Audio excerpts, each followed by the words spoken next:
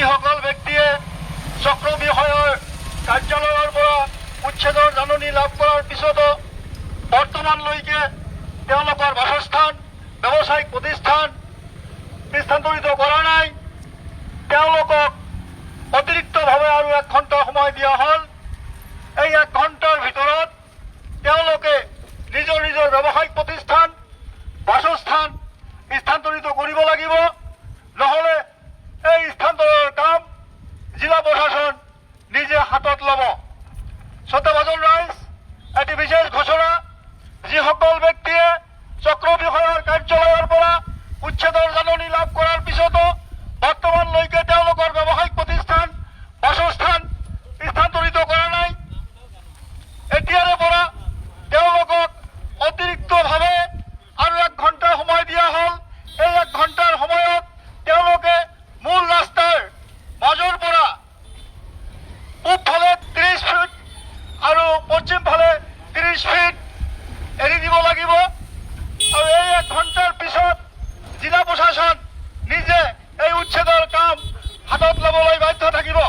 মনত ৰাখিব, উচ্ছেদ চলি থকাৰ সময়ত যদি কোনো ধৰণৰ ক্ষয় ক্ষতি হয়, সেই ক্ষয় ক্ষতিৰ বাবে জিলা প্ৰশাসন দায়ী নহয়।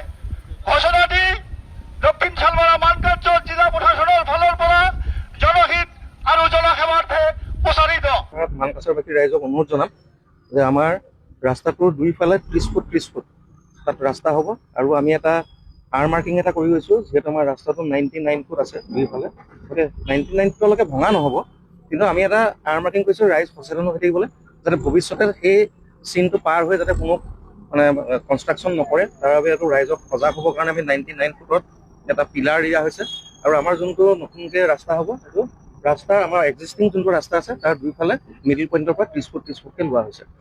ইতিমধ্যে 70% মানুহে নিজে উইলিংলি তেওঁলোকে উঠাই লৈ গৈছে, যিসকলে ৰাস্তা কিনাৰত ষ্ট্ৰীট ভেণ্ডৰ আছিলে বা এনেকুৱা সৰু সুৰা দোকান কৰি আছিলে, তেওঁলোকে কিন্তু নিজে আমি দেখা পাইছোঁ যে উইলিংলি তেওঁলোকে নিজে খুলি লৈ গৈছে, কাৰণ এই ৰাস্তাটো খুব ইম্পৰ্টেণ্ট, এইটো একমাত্ৰ ৰাস্তা, আৰু এই ৰাস্তাটো হোৱাটো সকলোৱে বিচাৰে।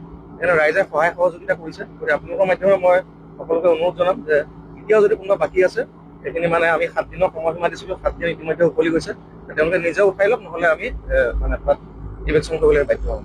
যিসকল ব্যক্তিয়ে চক্ৰ বিষয়ৰ কাৰ্যালয়ৰ পৰা উচ্ছেদৰ জাননী লাভ কৰাৰ পিছতো বৰ্তমানলৈকে তেওঁলোকৰ বাসস্থান ব্যৱসায়িক প্ৰতিষ্ঠান স্থানান্তৰিত কৰা নাই, তেওঁলোকক অতিৰিক্তভাৱে আৰু 1 ঘণ্টা সময় দিয়া হ'ল। এই 1 ঘণ্টাৰ ভিতৰত তেওঁলোকে নিজৰ নিজৰ ব্যৱসায়িক প্ৰতিষ্ঠান বাসস্থান স্থানান্তৰিত কৰিব লাগিব, নহ'লে এই স্থানান্তৰৰ কাম জিলা প্ৰশাসন নিজে হাতত ল'ব।